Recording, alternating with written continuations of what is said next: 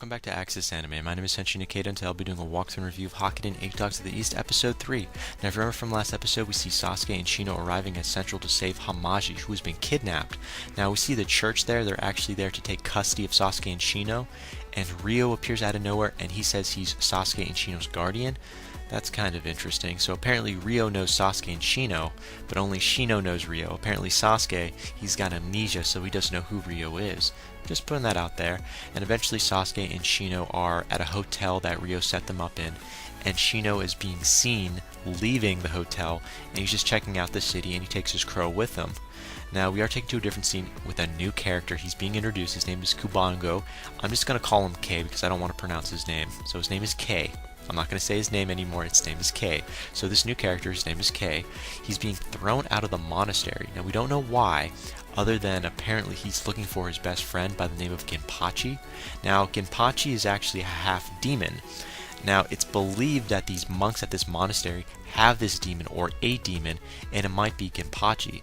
But either way, they don't want to let K inside, and they throw him on his ass. Now apparently Shino, he's in the background. He's just walking around randomly, and K is being thrown right into him. And I feel bad for Shino because he doesn't deserve to be stepped on the first chance he gets to walk around in the city, you know? But eventually K feels bad, and, he takes him out to eat, and he says, I'm sorry. And he notices something about, Shino. He's got a tattoo. And this tattoo he has is the same one that his best friend has, ironically. But he does not bring that up in conversation, just put that out there. Now we are taken to a different scene toward the end of the episode. Now Sasuke and Shino, they actually meet up with Kanam in order to rescue Hamaji. And all I can say is, Hamaji, you're a pain in the ass because you don't even say thank you. You beat the crap out of Shino. You throw your shoe at him, and then you hug him. What's wrong with you, girl? What's wrong?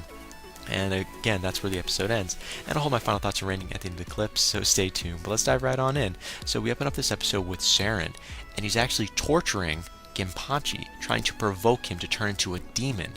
Now we really don't know why, and what side is Saren actually on. I thought he was with a monastery. I thought he was a monk. Monks don't do that. But again, that's where we open up with. Now moving on to a different scene. Now we are taken to a different scene with Hamaji and Kanam, finally. And Kanam is actually drinking late at night, and he's drinking wine. We don't know why he's drinking by himself, but Hamaji appears out of nowhere, and she basically says, you're going to miss me when I leave. And he's not even lying. He says, yeah, because I want you to stay. So we're seeing an emotional little scene here with Hamaji and Kanam. Now, don't you see the irony? He's the one, Kanam is the one that kidnapped Hamaji. Well, with his 5 foxes, of course. And yet somehow Hamaji is showing a little remorse to Kanam, and I think she doesn't want to leave. I mean, she's being treated like a princess, and she's the one being kidnapped. Just doesn't make sense.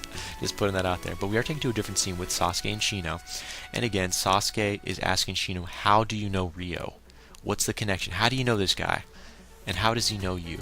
So there's a little information being thrown at us. So apparently 5 years ago, Ryo actually saved both Sasuke and Shino at the Otsuki village, when it was under fire and it was being destroyed.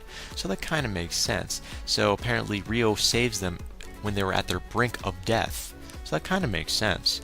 But that also means he was the one responsible for giving the crow to Shino, which was Matsume, that little crow that can talk. So stuff is starting to make sense. Now we are taken to a different scene with K. Now K actually finds out from the military that Ginpachi has been discharged because he's been absent for 1 week, despite being a commanding officer, of course. So this really doesn't make any sense. And again, K is being thrown out on his ass by the military this time. And who is he going to land on? Shino. But this time Shino is with Sasuke, and to say he is sorry yet again for landing on Shino, he takes both Sasuke and Shino to his house, and he actually introduces him to his mom, and his mom doesn't like being called mom. In fact, she's like, call me the landlady. I'm like, really? He's your son. But okay. Again, we see Sasuke, Shino, they're with K, and they're at his house. I don't know if they're actually going to do anything else beyond that, but they're just there to eat. So we're taken to a different scene with Kanam and Ryo. And again, they're just talking about the Shotsugi Brotherhood. And I hope I pronounced that right. They're called the Shotsugu Brotherhood. I really can't pronounce it because I've got dry lips right now, but the Shotsugi Brotherhood is what they're talking about. And that's the same brotherhood, apparently, that Saren actually belongs to. That's kind of interesting. I thought they were, it's a monastery, they were monks, but they're a brotherhood apparently. And again, they're just talking about how they caught a demon. So now both Kanam and Rio are now up to date with what this Brotherhood has done. Now we are taken to a different scene with Rio, and I should say we're in Rio's office, and so is Sasuke and Shino, and they're just talking back and forth. And here's the big question. Rio, why have you asked us here? Why are we in Central other than to save Hamaji? What's the point? Why are we here? And I was actually very curious about this answer too, because I'm like, well, what's the connection?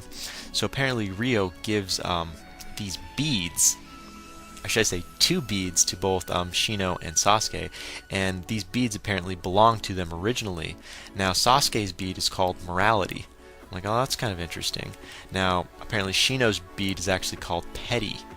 I'm like, okay, so they have names, but we still don't know what they're really used for. But it's kind of interesting. And apparently Shino's been looking for these beads for a little while now. Now we are taken to a different scene with Rio. Now he's explaining what they're there to actually do. Like, Shino, Sasuke, why are you here? Plain and simple. And we see Rio actually explaining all this stuff. Apparently there are 6 other beads besides the 2 that he actually has. And he would like both Sasuke and Shino, to get these beads back, as well as get the owners. Apparently these beads actually originated from the Fusham and the 8 demons. Now, I have no idea what Fusham is or the 8 demons right now, but apparently they originated from them. That's kind of interesting. And again, I'll point out one more time, Rio basically wants Sasuke and Shino to find the other 6 beads as well as their owners. So I can't wait to see these other owners, and if they have other powers as well. Now, Rio also asked them if Shino has noticed Sasuke is any different than he was 5 years ago. And he kind of says no sarcastically. I thought that was kind of interesting. So apparently there has been changes. This is why Sasuke has all this amnesia. It's like, so there is some difference here. He's not the same guy he was 5 years ago because he started to forget stuff. So just putting that out there. Now we are taken to a different scene with Kei's father. Now Kei's father actually is pleading with Saren, which is part of the Brotherhood, to give Kenpachi back. And it's not really helping at all. Now I just want a little more information I'm just going to share with you guys. If you didn't know this already, now you're probably wondering, okay, so how is Kei friends with Kenpachi? Like, what's the little relationship here? I mean, they call them brothers at one point and then they're friends. Well, apparently Kei had a sister who was engaged to Kenpachi. Her name was Nu. And Nu was, she died all of a sudden because of an accident, and I guess that's how they were related at one point in time. So he was going to be his brother-in-law if they would have gotten married. So there's a really strong bond there. Now we are taken to a different scene with Saren and the monks. I thought this was kind of interesting because they're in front of Kenpachi, and again, they're provoking him to transform into a demon. And guess what? It works, because he transforms. The demon awakes inside of him, and Kenpachi explodes. We see all this electricity everywhere, and he's got this new demonic form. So Saren, congratulations, it worked. What you gonna do now, big boy? So we are taken to a different scene with Shino, and he catches up with this new demon, Kenpachi. Yeah, he catches up with him because he feels the force, this dark presence. And instead of, battling him in the middle of a town, we see Shino, he's playing tag. Now, okay, there's a purpose. He's playing tag with Kenpachi to get them out of the village, so there's going to be less destruction and less people that are going to be killed, obviously. So it kind of makes sense. Now, Kenpachi's demon form, I like it. I mean, it's not that spectacular, but I like it. It's definitely there. Now, we do find out Shino, he notices that this demon, Kenpachi, he smells like a human. Well, of course he would smell like a human. He's half human. But I guess, Shino doesn't know that just yet. Now, we do find out Kei is following in the background, so he's kind of following Shino and Kenpachi from a distance. He still doesn't know really what's going on, but he's heading in the right direction. Now, we do find out Shino, he's transformed. We see Mersume, the crow, transform into the katana, and he's ready to take Kenpachi on. However, we're taken to a different scene, and Shino, he notices that this demon is Kei's friend. I thought, okay, how did you know that? I know you talked with Kei a little bit, at least twice within, the last episode or so, but I mean, you were able to put that together that this is Kei's best friend? Huh, it's kind of interesting. So we are taken to a different scene, and we find out there are people coming towards Shino and Kenpachi as they're fighting, and these people, they're hunting demons, so they're going demon hunting. And guess what? Now it's Shino versus the Brotherhood. So these people that were approaching them, they're part of the Brotherhood, and they're attacking them with arrows. Come on, arrows. Unless these are special arrows, they're not really going to do much to a demon and Shino. I mean, seriously? Arrows? this is me. So we are taken to a different scene, obviously. So we see Shino versus the Brotherhood, and I guess they're attacking Shino directly right now. The Brotherhood's attacking Sasuke as well as Kenpachi. Now, I said Sasuke. I want to make sure I leak that out. That's right, Sasuke appears out of nowhere and saves Shino by taking in, looks like an arrow to the chest. Now, we don't know if Sasuke's alive or not past this, but he falls off into the river. So does Kenpachi. Kenpachi's also been hit by the arrows, and as well as Shino, they've been pushed into, or not just pushed, they fall into the river. And that's where the episode ends. As for final thoughts, well, first of all, what's the relevance of these beads that, Rio wants? What are they really capable of doing once he has all of them? Is he just going to safekeep them? Or is he just trying to get more of these half-demons and whatnot spirits together to be on his side? We really don't know. And I can't wait to see the owners of these beads. Like, what do they look like? What are their powers? Now, moving on past that to Saren and the Brotherhood.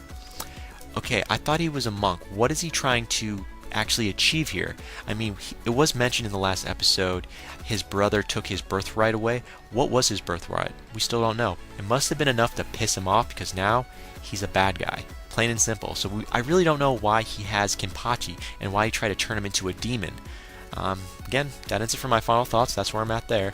As per my rating, 3.5 out of 5. I'm only giving this a 3.5 out of 5 because there's still a lot of information I do not understand, plain and simple.